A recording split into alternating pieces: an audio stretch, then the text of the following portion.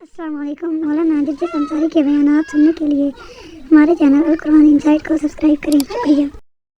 میرے پیارے ساتھیوں، جو پردے کے بارے میں کبھی حضرت فاطمہ رضی اللہ تعالیٰ عنہ کو یاد کرو، جب ان کی موت کا انتقال کا وقت آیا تو انہوں نے اپنے شوہر سے کہا، اے علی میری انتقال کا وقت قریب ہے، مجھے نہیں لگتا کہ میں بچوں گی۔ فرمایا علی نے ایسا کیوں کہہ رہی ہو؟ اے علی میری ایک وصیت ہے، اس کو نوٹ کر لینا۔ حضرت علی نے کہا تم میری بیوی ہی نہیں، تم میری وائف ہی نہیں، محمد رسول اللہ کی بیٹی ہو، بتاؤ تمہاری کیا وصیت ہے، میں اس کو ضرور پورا کروں گا۔ کہنے لگی فاطمہ، اے علی جب میرا انتقال ہو جائے، جب میں اس دنیا سے رخصت ہو جاؤں، جب میں اس دنیا سے چلی جاؤں، تو میرے جنازے کو، میری لاش کو کفن سے ڈھانک دینا، سفید رنگ کا کفن جب میری لاش پر چڑھاؤ تو میری لاش کو میری چارپائی پر بٹھا کر جب قبرستان کی طرف لے کر جاؤ تو اے علی رات کے اندھیرے میں لے جانا، عشاء کی نماز کے بعد مجھے قبر میں دفنانا، دن کے اجالے میں دفن نہ کرنا، میری قبر کو دن میں، میری لاش کو دن میں نہ اتارنا قبر میں۔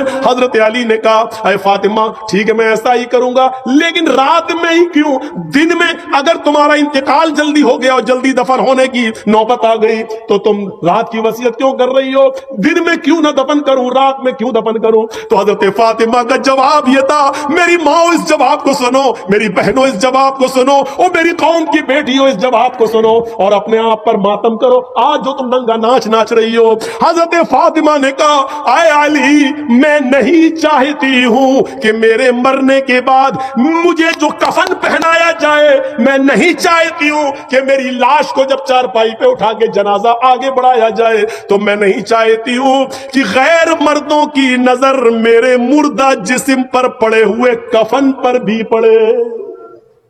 چہرہ تو دور، میں نہیں چاہتی کہ میرے مردہ جسم پر پڑے ہوئے کفن پر کسی غیر مرد کی نظر پڑے، میں نہیں چاہتی۔ یہ تھا محمد رسول اللہ کی بیٹی کا پردہ، یہ تھا محمد رسول اللہ کی بیٹی کا حال جو انتقال سے پہلے یہ وصیت کر رہی ہیں۔ وہ موبائل چلانے والی ہو سوچو، وہ فیس بک چلانے والی ہو سوچو، وہ واٹس ایپ پر الٹی سیدھی اور خوبصورت لڑکیوں کی فوٹو لگا کر نوجوانوں کو اپنے شکل و صورت سے بھڑکانے والی ہو سوچو، شاید تمہارے بارے میں اللہ کے نبی نے فرمایا ایسی عورتیں کبھی بھی جنت کے اندر داخل نہ ہوں گی، لا يدخلن الجنہ ولا یجدن ریحها، جنت میں جانا تو دور جنت کی خوشبو بھی نہیں پائیں گی۔ میری بہنوں اپنے آپ کو سنبھالو، میری قوم کی بیٹیوں اپنے آپ کو سنبھالو۔ پورا مہاراشٹر میں آج دیکھ لو کتنی مسلمان لڑکیوں نے کورٹ میں اپلیکیشن دے دی ہے اور وہ غیر مسلم لڑکوں کے ساتھ آج نکاح کرنے کے لیے تیار ہیں۔ کتنی غیر مسلم،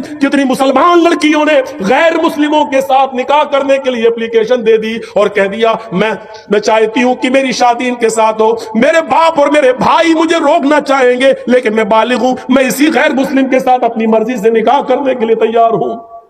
یہ اسی بے پردگی کا حال ہے، یہ اسی کالج اور یونیورسٹی میں لڑکوں کے ساتھ کو ایجوکیشن لینے کا نتیجہ ہے۔ میری بہنوں اپنے آپ کو بچاؤ، میری قوم کی بیٹیوں، بہت بڑی سازش اس سیاسی حکومت اس موجودہ دور کی حکومت میں تمہارے خلاف رچی جا رہی ہے۔ کالجوں میں، اسکولوں میں لڑکوں کو جگہ، مسلم لڑکوں کو پڑھنے کے لیے ویکینسی نہیں دی جا رہی ہے، کہا جا رہا جگہ فل ہو گئی، اور لڑکیوں کو جگہ دی جا رہی ہے اور کہا جا رہا ہے کہ لڑکیوں کے لیے جگہ موجود ہے، لڑکیوں کے لیے اتنا کوٹا موجود ہے۔ وہ جانتے ہیں کہ جب لڑکیاں مسلمانوں کی ہمارے کالج میں اور اسکولوں میں آئیں گی اور ہمارے ہندو اور غیر مسلم لڑکوں کے ساتھ بیٹھ کر جب پڑھیں گی تو ظاہر ہے کہ آگ اور پیٹرول ایک جگہ رہ ہی نہیں سکتا ہے، محبت اور عشق کی آگ لگے گی، اور پھر یہ ہمارے بھائی، ہمارے بیٹے ان لڑکیوں کو اپنی بہو بنا کر لائیں گے اور پھر ان سے غیر مسلم بچے پیدا ہوں گے۔ میری بہنوں ان سازشوں کو ناکام کرو، میری قوم کی بیٹیوں ان کے منصوبوں پر پانی پھیرو، محمد رسول اللہ کی شریعت پر آنچ نہ آنے دو،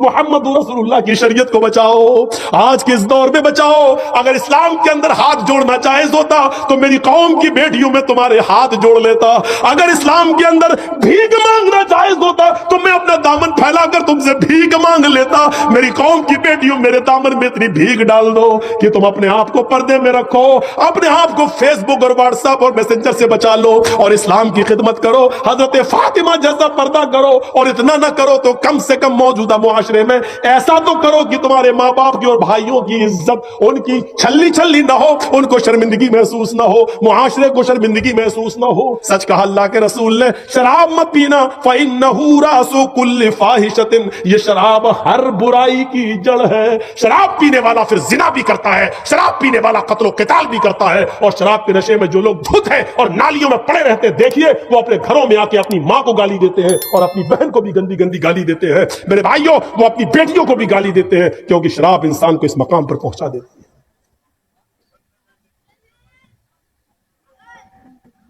कहां हैं हम अपने मुआशरे पर, अपनी सोसाइटी पर नजर डालें कि आज हमारी शराब ने हमको कहां पहुंचा दिया। एक हदीस पर गौर कीजिए, अल्लाह के नबी फरमाते हैं,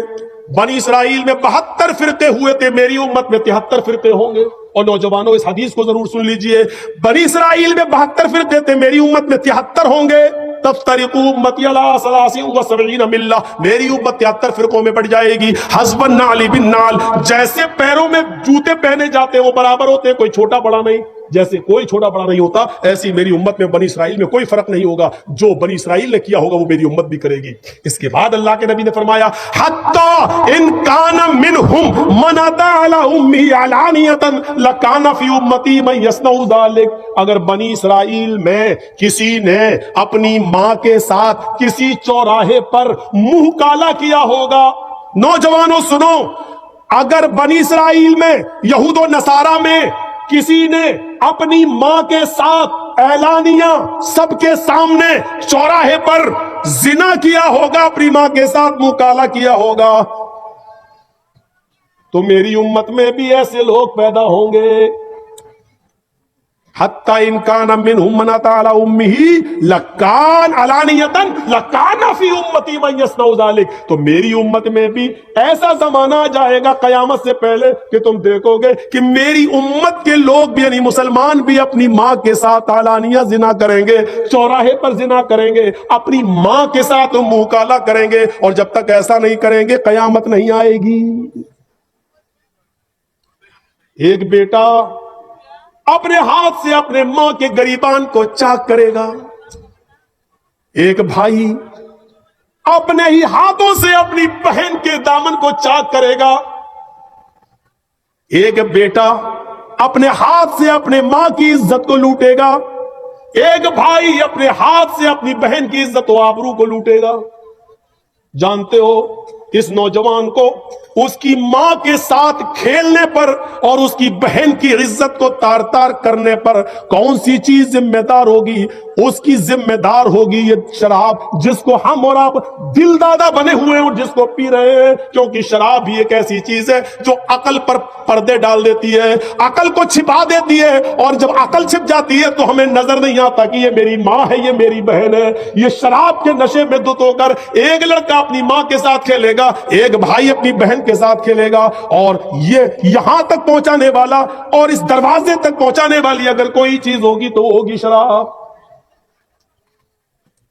मुआशरे में जहां शराब नोशी बहुत ज्यादा है, मेरी मां और मेरी बहनों, मुआशरे के अंदर बेपर्दगी ने भी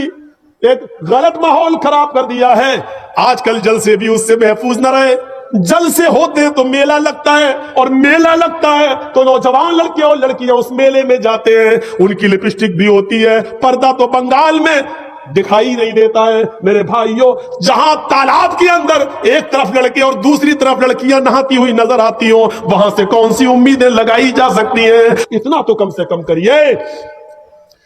10:30 से 12:30 हो चुके हैं, 2 घंटे काफी हैं। मुझे